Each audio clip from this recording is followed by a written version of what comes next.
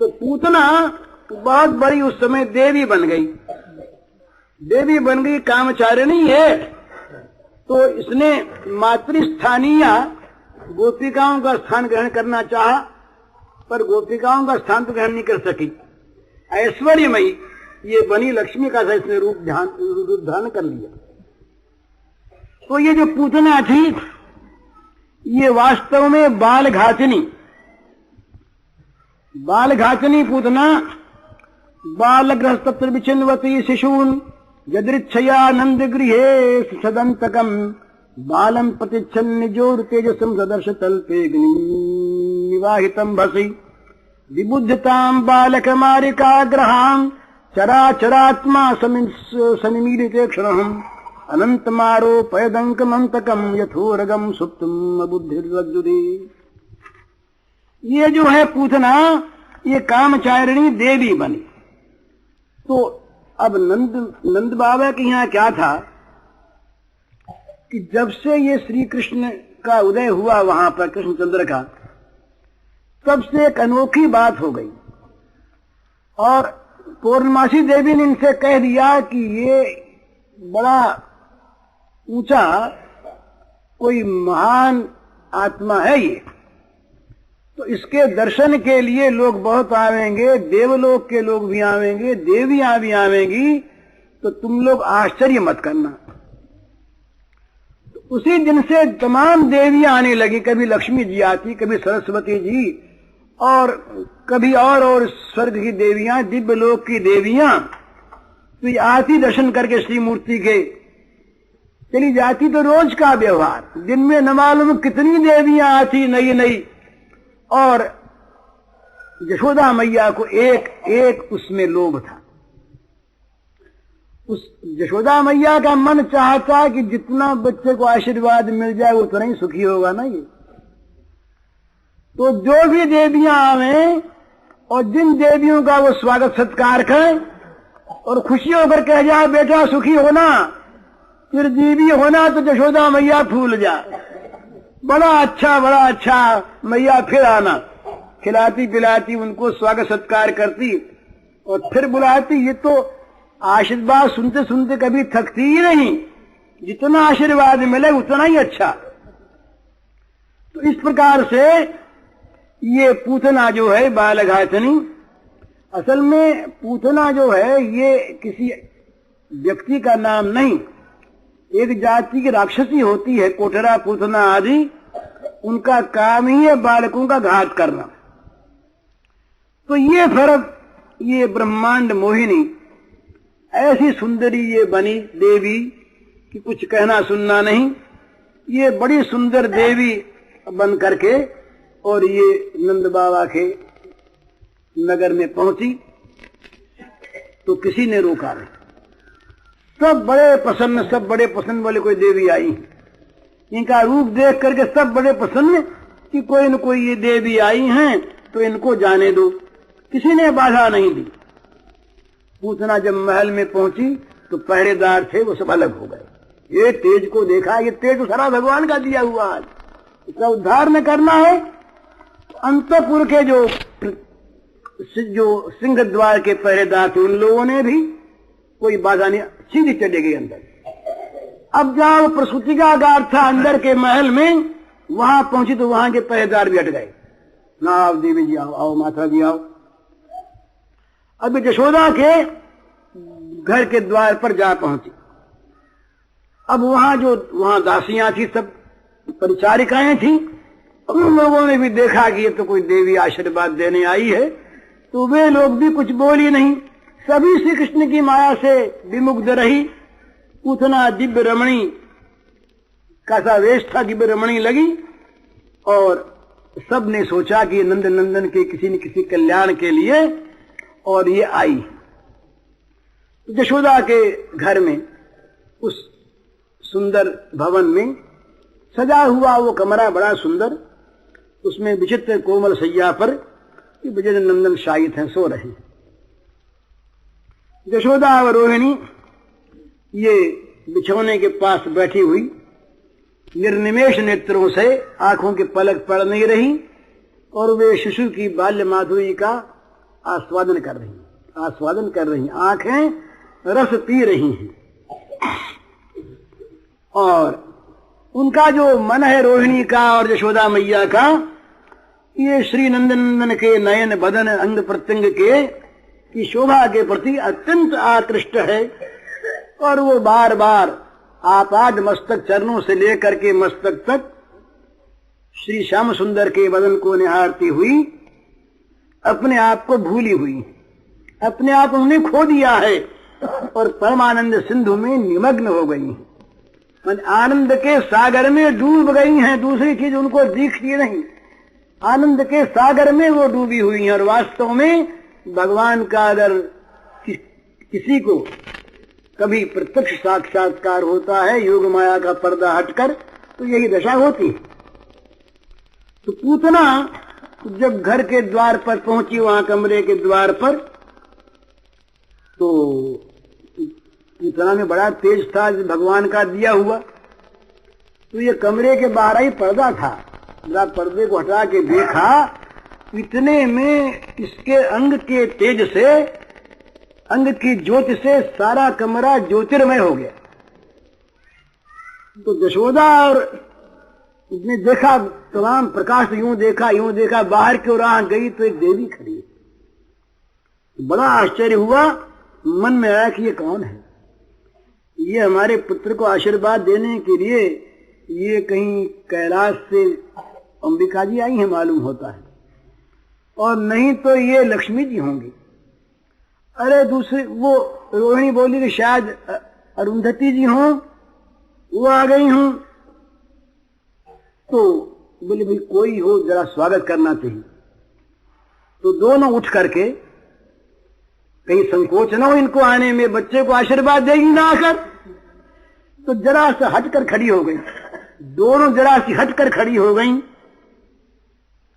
बिछौने के पास ही। तो सोचने लगी भाई चाहे अंबिका हो, चाहे महालक्ष्मी हो, चाहे अरुंधति हो, आशीर्वाद जरूर देगी, इसमें कोई संदेह नहीं।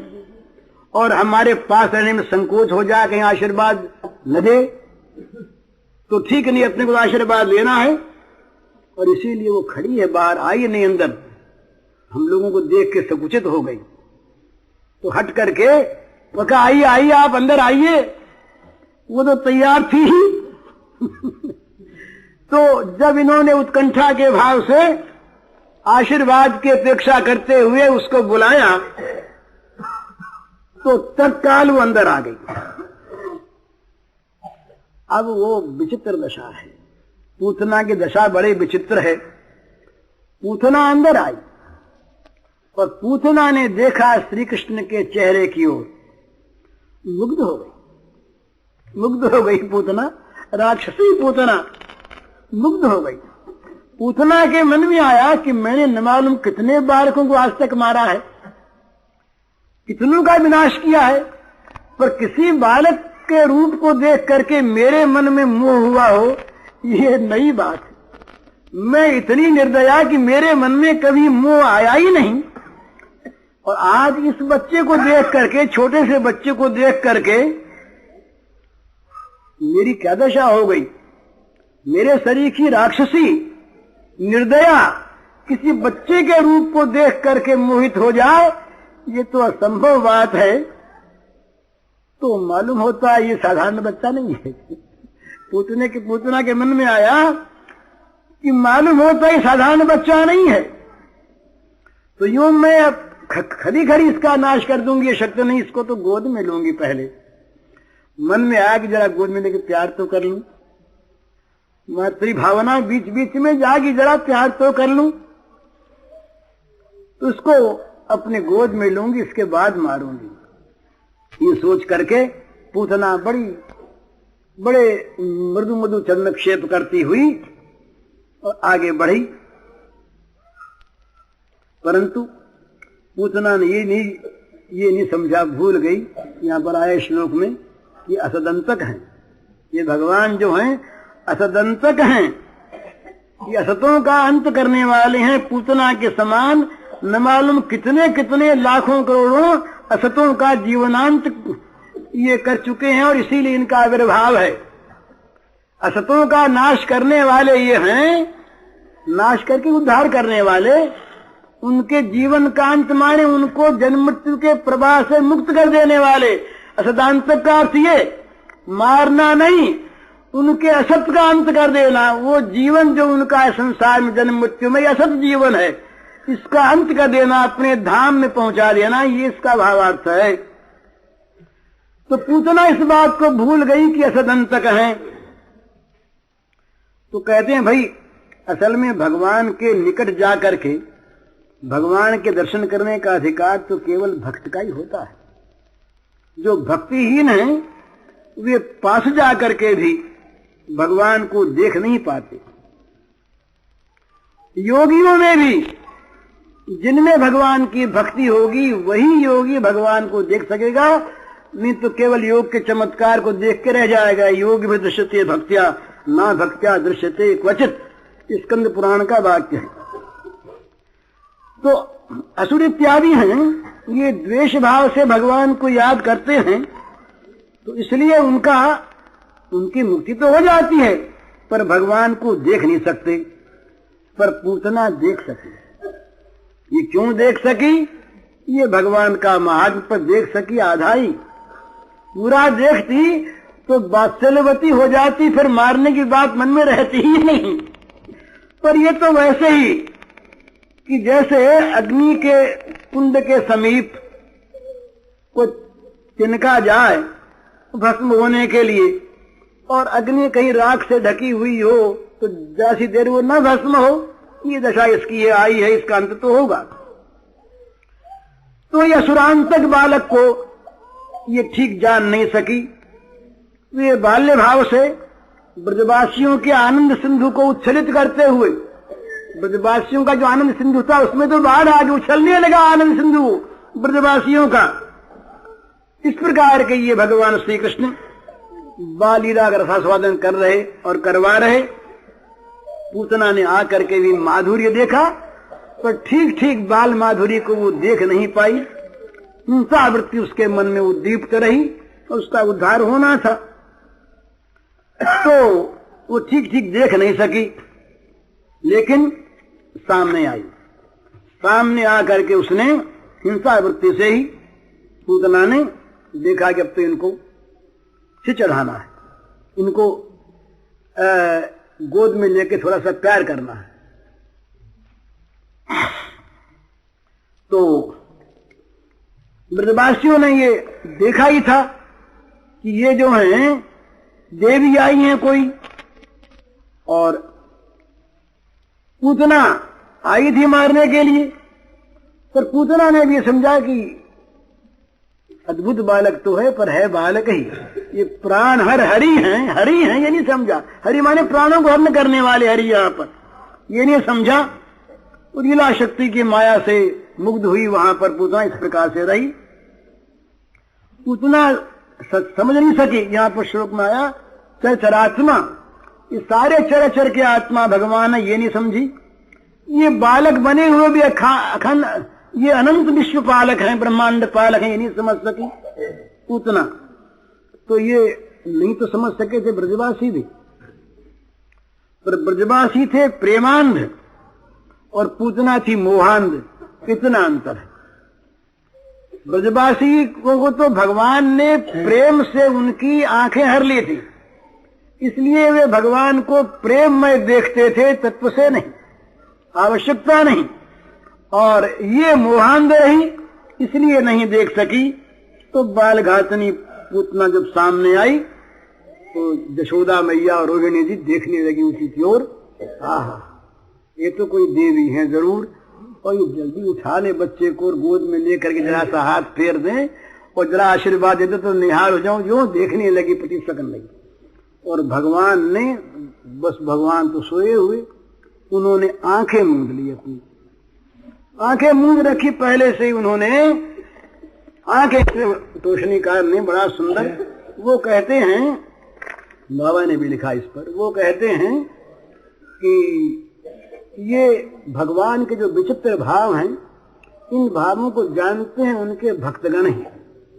तो भगवान के हृदय में, आंख मूंदे हुए भगवान के हृदय में प्रवेश किया इन भक्तों ने।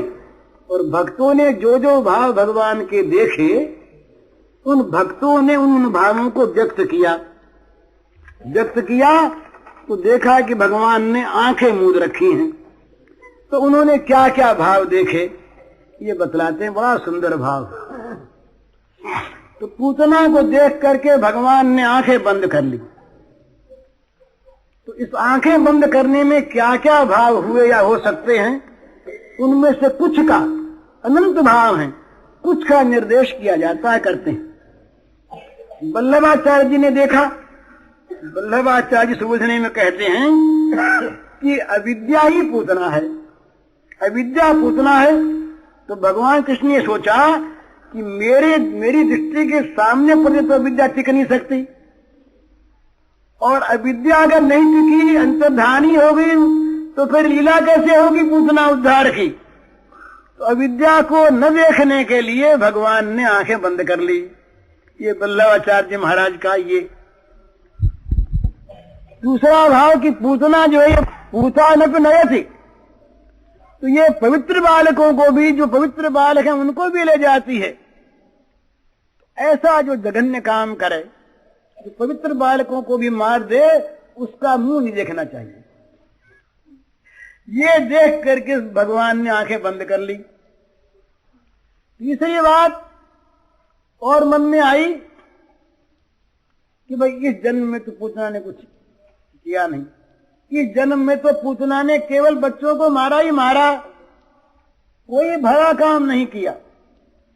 तो इसे मैं कैसे देखूं, मेरी आंखें पड़े इसके ऊपर, अच्छा काम इसने किया नहीं, इसने पूर्व जन्म में कोई अच्छा काम किया होगा। तो आंख मूंद कर पूर्व जन्मों की बात देखने लगे भगवान, इसने पूर्व जन्म में क्या क्या अच्छा काम किया है, इसलिए नेत्र बंद कर लिए। ये तीसरी बात। चौथी बात, भगवान के मन में आया कि मैंने तो आज तक किसी पापी का दूध पिया नहीं, ये जो दूध पिलाती है वो तो अत्यंत पुण्यात्मा ही होती है। तो भाई जब कोई खाली चीज पीनी होती है तुम ये कहा करने, बोले भाई आंख मीच के पी जाओ।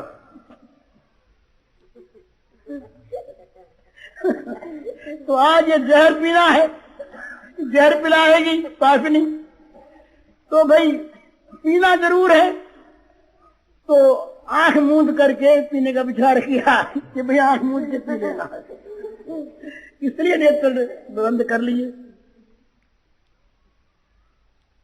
फिर पांचवी बात ये विचार के भगवान ने कि भाई भगवान के उदर में निवास करने वाले असंख्य कोटि ब्रह्मांडों के जीव ये जानकर घबरा गए कि श्याम सुंदर पूतना के स्तन में लगा हुआ हलाल विष पीने जा रहे हैं। तो उन्हें समझाने के लिए तमाम जीवों को कि इस विष से मैं मरूंगा नहीं, ये विष देने वाले का भी उद्धार कर दूंगा, तुम लोग डरो मत, घबराओ मत। तो ये समझाने के लिए आंखें मूंद ली। छठी बात उनके मन में ये आया, भगवान कृष्ण शिशु के मन में आया कि भाई मैं तो गोकुल में आया था इसलिए कि हम आखिर मिश्री मिलेगी खाने को नंद बाबा के यहाँ, और यहाँ आज छठी के ही दिन ये जहर पीने का अवसर आ गया। तो भाई अब क्या करें, जहर तो इन्होंने कभी पिया नहीं, शंकर जी ने पिया। तो आंखें मूंद कर इस शंकर जी का ध्यान करने लगे कि महाराज आप मेरे मन में आ जाओ, आप तो अभ्यस्त हैं जहर पीने के, तो मैं भी जहर पी लूं, इसलिए आंखें मूंद दी शंकर जी का ध्यान करने के लिए। फिर विचार किया, सातवीं बात मन में आई, भगवान की आंखों ने विचार किया कि भाई ईश्वर तो स्वतंत्र है। नौवीं बात आई, जो श्री कृष्ण के नेत्र में स्थित जो धर्मात्मा निमि है, निमि बड़े धार्मिक, उन्होंने सोचा कि आज अपने को ये दुष्ट दिखेगा, इसको देखना नहीं, इस दुष्टा को नहीं देखना, इसलिए निमि की प्रेरणा से आंखें बंद हो गई। 10वीं बात आई, जो श्री कृष्ण के नेत्र हैं ये राजहंस है, और ये जो है बकी बकासुर की बहन बगुली, तो इसको पूछना कि देखने की इच्छा नहीं है, बला हंस जो है ये बगले को क्या देख है, तो इसलिए वो नेत्र बंद कर ली। नौवीं बात ये आई कि भाई श्री कृष्ण के मन में विचार आया, जो कैसा सुंदर रूप बना के आई, माँ ही बन गई, माँ बन के आई। और ये सोचा, ये कह रही है अपने मन में कि ये मैं उसने आते ही कहा था पूतना ने कि मेरी गोद में आ जाएगा ये और मेरा स्तन कहीं गिरेगा तो अमर हो जाएगा बच्चा। तो यशोदा के और रोहिणी के मन में और भी आ रही थी ये जल्दी काम हो जाए। तो श्री कृष्ण ने सोचा कि ये मां बन के आई है, तो हृदय में इसके अत्यंत क्रूरता भरी हुई है, तो ऐसी स्त्री का मुंह नहीं देखना चाहिए, जो ऊपर से मां बने और अंदर से जहर दे, इसका मुंह नहीं देखना, इसलिए नेत्र बंद कर लिए। फिर 12वीं बात उनके मन में एक और आई कि कहीं मैं आंख खोले रहूं और पूतना ये समझ जाए तो निर्भय है, डरता नहीं, और कहीं लौट गई, नहीं पिलाया, मुझको स्तन तो रह गई ना बेचारी, तो ये समझा कि डर के आंख मीच ली है, इसलिए भगवान ने आंखें मूंद ली। 13वीं बात उनके मन में यह आई कि भाई अपने राक्षसों को तो मारना ही है, पर स्त्रियों का मारना जरा पाप माना है, बुरी चीज मानी है, और पहले स्त्री से ही मुट्ठी भेड़ हो जाए, जिससे लड़ाई ठन जाए, इस विचार से आंखें बंद कर ली। 14वीं बात श्री कृष्ण के मन में आई कि मेरी आंखों में तो भरी रहती करुणा ही, मेरी आंखों में तो करुणा भरी रहती है, कि क्रूरता आती नहीं, और ये स्त्री जाति मैंने इसको देख लिया और मेरी आंखों में करुणा आ गई, तो करुणा आ गई आएगी मेरी आंखों में, तो फिर इसे मारूंगा कैसे। और यदि मैंने कहीं कोप की आंखों से देखा तो मेरे कोप की आंखों से आग निकलती है, ये दूध मुझको पिलाएगी नहीं, मेरी आंखों की आग से भस्म हो जाएगी, इसका उद्धार कैसे होगा, इसलिए आंखें मीच ली। फिर और बात मन में आई, 15वीं बात मन में आई श्री कृष्ण के, ये भाई धात्री का वेश बना करके आई, धात्री का वेश है, तो धात्री को मारना उचित नहीं, तो इसलिए इस वेश को देख करके इसको छोड़ देना चाहिए। भगवान ने नेत्र बंद कर ली और फिर सोचा कि भाई बड़े ये जो अनिष्ट है ना, तो योग में योग करता है चित्तवृत्ति का निरोध, तो चित्तवृत्ति के निरोध के लिए संसार के दृश्यों को हटाना पड़ता है, आंखें मूंदनी पड़ती हैं, और विघ्नों के अनिष्ट के नाश के लिए योग की आवश्यकता, तो भगवान ने विघ्न नाश करने की भावना से आंखें मूंद ली। 17वीं बात ये मन में आई कि पूतना निश्चय करके आई थी कि मैं ब्रज के सारे बच्चों को मार डालूंगी, परंतु ये भगवान की ऐसी कृपा कि जिनकी रक्षा भगवान करें उनको कौन मारे, तो ब्रज का एक बच्चा भी इसको दिखाई नहीं दिया, इसको एक बच्चा भी नहीं दिखाई दिया, और ये बालकों को खोजती हुई और सीधी मेरी प्रेरणा से यहां आ गई। तो भाई ये भक्त का बुरा करने की बात तो दूर रही, जो मन में भी भक्त का बुरा सोच लेता है उसका मुंह मैं नहीं देखना चाहता। भक्त का बुरा कोई असुर कर तो नहीं सकता, पर मेरा वो द्वेष बन जाता है, तो जिसने मेरे भक्तों का बुरा चाहा उस दुष्ट का मुंह मैं नहीं देखना चाहता। तो ये ब्रज के जितने बालक हैं तो सब मेरे सखा हैं, सब मेरे परम भक्त हैं, तो इनको मारने का संकल्प करके आने वाली पूतना का मैं मुंह नहीं देखा चाहता, नेत्र बंद कर लिए भगवान ने। इसके बाद एक बात और मन में आई उनके कि पूतना अपनी बड़ी भयानक जो राक्षसी आकृति थी उसको छिपा कर ये दिव्य रमणी बनकर के आई है। ये माया से बनी है, इसका असली रूप तो है नहीं, और मेरी दृष्टि प्रति माया रहेगी नहीं। जहां मैंने देखा इसकी माया हटी कि इस राक्षसी रूप प्रकट हो जाएगा, इसको सामने देख करके राक्षसी रूप में यशोदा मैया रोहित तो डर के मरी जाएंगे, इनका तो हार्ट फेल हो जाएगा अभी। तो इसलिए नेत्र बंद कर लिए भगवान ने। फिर सोचा 19वीं बात कि पूतना हृदय में हिंसा भर करके आई है और भगवान उपयुक्त दंड न देकर उसका प्राणवध करके ही इतने में ही उसका कल्याण करना चाहते हैं। भगवान से सद्गुणों के भंडार हैं, उनमें दोषों का लेस ही नहीं। तो पूतना का आंख खुले प्राणनाश करने में उनको लग जाती है। भला खुली आंखों कैसे मारे? इस लज्जा से उन्होंने अपने नेत्र बंद कर लिए।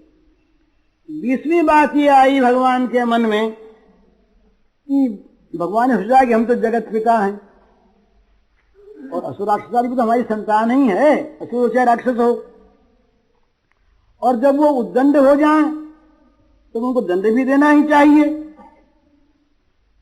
तो पर स्नेह में जो माता पिता होते हैं वे अपने बच्चों को जब दंड देते हैं तो उनको अपने को दुख होता है। दंड देते हैं उनके भले के लिए ही, पर उनको दुख होता है, तो वो भय दिखलाने के लिए इस दुख को बाहर प्रकट नहीं करते। अगर वो बाहर दुखी हो जाएं तो बच्चे के मन में भय आवे नहीं। तो भगवान ने सोचा कि जब हम असुरों को मारते हैं तो पिता के नाते हमको दुख भी होता है, उन असुरों को भय दिखाने के लिए दुख को हम प्रकट भी नहीं करते। अब पूतना को मारना है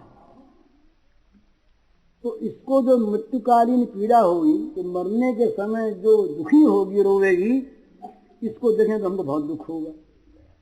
इसलिए भगवान ने आंखें बंद कर ली। 21वीं बात भगवान के मन में यह आई कि छोटे बालकों का स्वभाव होता है कि माँ के सामने खूब खेला करते हैं, पर किसी नए आदमी को देखकर, कोई नई स्त्री आ जाए उसको देख करके डर जाते, आंखें मूंद लेते हैं कि यहाँ भगवान को करनी अपनी बाल लीला। नाटक है ना ये, तो बाल लीला में कहीं रसभंग न हो जाए, इसलिए भगवान ने आंखें बंद कर ली। ये बाल लीला का माधुर्य है। इस प्रकार से और बहुत से भाव बताए हैं। तो यूं भगवान ने अपनी आंखें बंद कर ली। पूतना को देख करके भगवान ने आंखें बंद कर ली।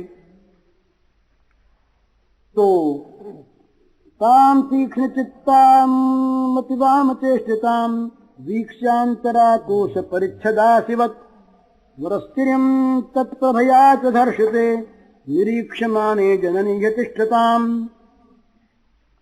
कहते हैं कि पूतना जो है भगवान ने तो आंखें बंद कर ली और पूतना ने उठा लिया, जैसे कोई यथोरगम सुप्तम बुद्धि रज्जुधि, जैसे सोए हुए सांप को कोई रस्सी समझ के उठा ले, भ्रम से रस्सी समझ ले, सोया हुआ सांप हिलता डुलता ना हो और समझे कि रस्सी पड़ी है। जैसे रस्सी के भ्रम से सोए हुए सांप को कोई उठा ले, इसी प्रकार से आंख मूंद कर बिछोने पर पड़े हुए श्याम सुंदर नीलमणि को रस्सी सा मान करके और पूतना ने काल रूप भगवान को उठाकर अपनी गोद में ले लिया। यथोरगम सुप्तम बुद्धि रज्जुधि, समझा नहीं ये कि ये अंतक हैं, मुंगी मेरे मारने वाले हैं। तो कहते हैं कि कोई ऐसी तलवार हो जिसका म्यान तो बड़ा मखमली हो, बड़ा कोमल जिसका म्यान हो, और अंदर बड़े तीखे धार वाली उसके अंदर तलवार हो, तो कहते हैं पूतना ऐसी थी। ऊपर से तो पूतना बड़ी सजी हुई, बड़ी कोमल, बड़ी मृदु, माता का स्नेह अपनी आंखों से टपका रही। उसका बाहरी व्यवहार बड़ा मधुर, बड़ा सुंदर, पर उसके हृदय में बड़ी कुटिलता भरी हुई थी। जैसे मखमली म्यान के अंदर तीखी धार वाली तलवार रहती, इसी प्रकार से वीक्षांतरा कोश परिच्छदा शिवत, कोश में म्यान में ढकी हुई तलवार की भांति बड़ा हृदय उसका कुटिल था। तो लेकिन देखने बड़ी सुंदरी। तो रोहिणी जी ने, यशोदा जी ने घर के भीतर आई हुई देख करके भी उसके सौंदर्य की प्रभा से मानो हतप्रभ हो गई वे दोनों। उसकी सुंदरता को देखकर उनकी बुद्धि भी हट गई और वो उन्होंने कोई रोक टोक नहीं की, वो खड़ी देखते रही, इसमें गोद में उठा लिया। तस्मिस्तनम दुर्जर वीर्यमुल्बणम घोरांकमादाय शिशो ददावथ गाढ़्यम गाढ़म कराभ्याम भगवान प्रपीड्य तत् प्राणय सममरूष समन्वितो पिबत। पूतना ने गोद में लेकर के देखा कि कहीं मेरे मन में प्रेम न उत्पन्न हो जाए। मुंह की ओर जब देखा, देखती रह गई, आंखों ने पलक डालना बंद कर दिया। पूतना के मन में राक्षसी बुद्धि आई, कहीं मेरे मन में मोह पैदा हो गया बच्चे से और न मार सकी तो मेरे तो जीवन का सारा कार्य सफल हो जाएगा, तो जल्दी से इसको जहर पिला दिया जाए। तो पूतना ने जल्दी से और अपने स्तन को लेकर के, जिसमें भयानक विष लगा हुआ था, हलाहल बड़ा भयानक विष था, वो भगवान के मुख में दे दिया। अब भगवान ने यहां पर क्रोध को अपना साथी बनाया, रोष समन्वित, क्रोध को अपने साथ लिया। भगवान का क्रोध कैसा होता है? जैसे बच्चे पर मां का रोष। मां का उदाहरण भी पूरा नहीं घटता, क्योंकि मां अज्ञान होती है, मां को अपना स्वार्थ भी होता है, मां कहीं क्रोध के वश में भी हो जाती है और मां कहीं भूल भी कर बैठती है। भगवान में ये बात नहीं, पर जितने भी और प्राणी हैं उनमें मां का उदाहरण जरा ठीक घटता है। तो जैसे क्रोध करती है मां बच्चे पर उसका हित करने के लिए, इसी प्रकार से भगवान ने सोचा कि बस अब तो इसका स्तन हमारे मुंह में आ गया ना, अब इसके प्राणों को चूस करके उनको पवित्र कर देना है। भगवान में उनके जिसके प्राण आ जाए उसका विष चला जाता है, विषय विष उसका हट जाता है। तो भगवान ने क्रोध को अपना साथी बनाया और दोनों हाथों से पकड़ लिया, कहीं छूट न जाए। नन्हे दोनों हाथों से स्तन को पकड़ करके उसका दूध पीने लगे, मानो दूध के साथ उसके प्राणों को भी पीने लगे। ये रोष के अधिष्ठात्री देवता है ना, क्रोध के ये रुद्र हैं, रुद्र संहारक होते हैं। तो इस रोष ने तो मानो उनके प्राणों का पान किया और श्री कृष्ण ने, प्रेमी कृष्ण ने किया स्तन का पान। दूध भी पीते रहे और प्राण भी पीते रहे। भगवान में एक दोष है, ये टीकाकार लिखते हैं कि पकड़ना जानते छोड़ना नहीं जानते। ये उनमें, उनके स्वभाव में एक विलक्षणता, इसे दोष कहें या गुण कहें। भगवान को कोई पकड़ा दे अपने आप को एक बार, भगवान पकड़ना जानते हैं, छोड़ना उन्होंने सीखा नहीं। इतनी जोर से पकड़ लिया स्तनों को, नन्हे नन्हे भगवान के जरा जरा से हाथ, और पूतना बड़ी समर्थ। अब जब पूतना के प्राणों को लगे पीने भगवान, तो अब वो लगी छटपटाने। प्राणों के जो आश्रय भूत हैं सभी स्थान फटने लगे। तो मां मुंच मुंचारमित प्रभाषण निष्पीड्यमाना खिल जीव मर्मणि विवृत्त नेत्रे चरणौ भुजो मुहु प्रस्विन्न गात्रा क्षिपति रुरोध। दशा बताते हैं पूतना की कि जब भगवान ने स्तन को पकड़कर दूध के साथ साथ उसके प्राणों को पीना आरंभ किया तो उसके सारे मर्म स्थान फटने लगे, अत्यंत पीड़ा हो गई उसके। और कहा छोड़ छोड़ छोड़, हाथों से अलग करें, अपने हाथों से दोनों हाथों को अलग करें, अपने हाथों से उसके मुंह को अलग करें, हटावें। पर वो अब कहां छोड़े महाराज, जिसने पकड़ लिया वो पकड़ के छोड़ना जानता नहीं। तो छोड़ा नहीं तो ये बार बार हाथ और पैर पटक पटक कर रोने लगी, चिल्लाने लगे, अरे छोड़ जल्दी, अरे मरी मरी मरी, छोड़ दे छोड़ दे। पटकने लगी अपने पैर और हाथ, बार बार रोने लगी, चिल्लाने लगी, जोर से चिल्लाई। प्राण भगवान पी रहे, नेत्र उलट गए, सारा शरीर प्रस्विन्न गात्रा, पसीने से लथपथ हो गया, सारा शरीर पसीने से भर गया, चूने लगा पसीना, आंखें उलटने लगी और बड़ी व्याकुल हो गई। तस्या स्वनेनाति गभीर रहसा सा दृढ़मही द्यौश्चाल सग्रहा तथा जिश्च प्रतिनिधि जना पेतु क्षतु वज्र निपात संकया। कहते हैं कि उसका चिल्लाहट, उसकी चिल्लाहट, उसके रोने का शब्द बड़ा भयंकर था, उसका बड़ा भयंकर वेग था। तो इतने जोर से वो चिल्लाई राक्षसी और उसका इतना भयानक वेग रहा कि उसके प्रभाव से पृथ्वी जगमगा गई, पृथ्वी के पहाड़ सारे डोलने लगे, दिशाएं गूंज गई। इस प्रकार से उसकी चिल्लाहट से सारे भूमंडल में मानो भूकंप आ गया। केवल भूमंडल ये नहीं, रसादि शस्त्र प्रतिनिधि जना, पाताल गूंज उठे और सारी दिशाएं गूंज उठी। समझा मानो हजारों हजारों बिजलियां साथ गिरी हूं, इस जोर का शब्द हुआ। मानो हजारों वज्रपात एक साथ हुआ हो तो वज्रपात की आशंका से लोग जहां तहां गिर पड़े, उस आवाज से बड़े बड़े योद्धा लोग भी गिर पड़े। कहते हैं वज्र निपात शंकया, मानो बिजली गिरने ही वाली, हजारों, इतनी जोर का शब्द हुआ, सब गिर पड़े लोग, पेतु छितो।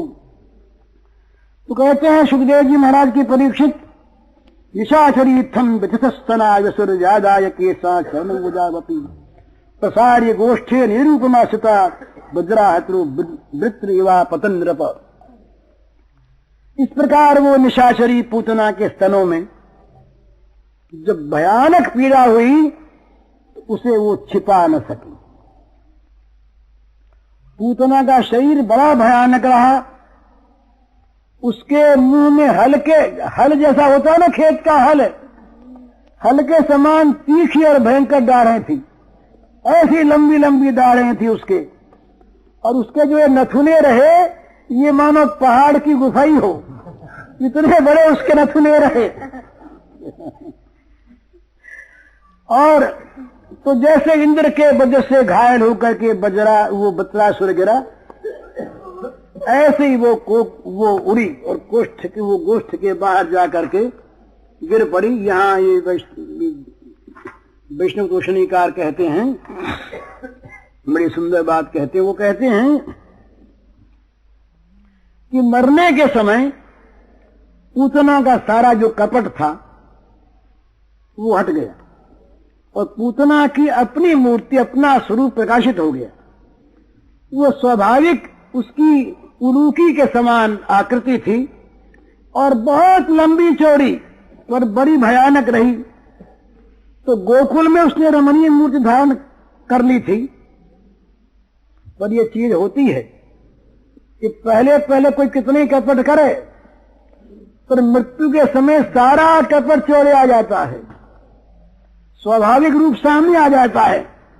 तो पूतना कामचारिणी रही, इच्छा रूप उसने नाना कपट मूर्तियां धारण की और कर सकती थी, और इसीलिए उसने अपने भीषण मूर्ति को छिपा करके रमणी वेश में गोकुल में प्रवेश किया था, पर जीवनांत काल में उसका कपट नहीं चल सका। वो उसका जो स्वरूप था असली वो चौड़े आ गया। तो भगवान ने देखा कि इस स्वाभाविक मूर्ति को अगर कहीं देखेगी माता यशोदा और रोहिणी तो बड़ी डर जाएंगी, न मालूम क्या अनर्थ हो जाए। तो शब्द होते ही उन्होंने तो अपनी आंख मूंद ली, यशोदा रोहिणी ने, और इन्होंने सोचा कि इसको अब दूर दूर ले जाना है। तो पूतना के स्वाभाविक देह का जो प्राकट्य हुआ तो भगवान ने सोचा कि इसको शक्ति दो, उड़ा के दूर ले जाओ। दो बात, एक तो माताओं का बड़ा मन में भय हुआ कि माताएं इसको देख करके डर जाएंगी, तो दूसरे ये हुआ कि ये कहीं गोकुल पर गिरी, ऐसे ही उठ तो गई थी ना, उड़ने लगी थी, ये कहीं गोकुल पर गिरी तो तमाम गोकुल के सारे मकान ध्वंस हो जाएंगे, और एक बच्चा क्या गोकुलवासी सारे के सारे कुचल के मर जाएंगे इसके गिरने से। तो सोचा कि इसको यहां मरने देना ठीक नहीं। तो पूतना के मन में चेतना आई। पूतना ने सोचा कि अब तो मरना तो है, पर जल्दी से उड़ करके चलो मथुरा तो पहुंचो अपने भाई बंधुओं के बीच। तो वो उड़ी की रूप जो थी पूतना, वो जल्दी से उड़ी। बड़ा भीषण देह था, बड़ा विशाल देह था, उड़ना शुरू किया और भगवान वही छाती पर बैठे, वही चूस रहे हैं अब तक, वो हटे नहीं। पूतना वहां से दौड़ी तो दौड़ी तब ऐसा मालूम हुआ कि मानो को बड़े जोर का तूफान आ गया है, बड़े जोर की आंधी आ गई है, और आंधी तमाम वृक्षों को चूर चूर करती हुई गिराती हुई जा रही है। तो ये ब्रज के से 6 कोस दूर पर एक जनशून्य एक प्रांतर रहा, एक वन भाग रहा, वहां पर पेड़ नहीं थे, मैदान था। उस मैदान में गायें आकर के बैठा करती थी। तो सोचा कि इससे भी आगे ले जाएं। तो क्या किया उन्होंने कि ये ब्रज के इससे लगता ही एक बगीचा रहा, वो बगीचा था कंस का। तो ये उड़ रही थी और उड़ते ही इसके वक्षस्थल में तो भगवान बैठे थे। तो ऐसा वो जोर का इसका वेग था, और इसके पैर तमाम ये पटक रही थी, इस तरह से हाथ पटक रही थी।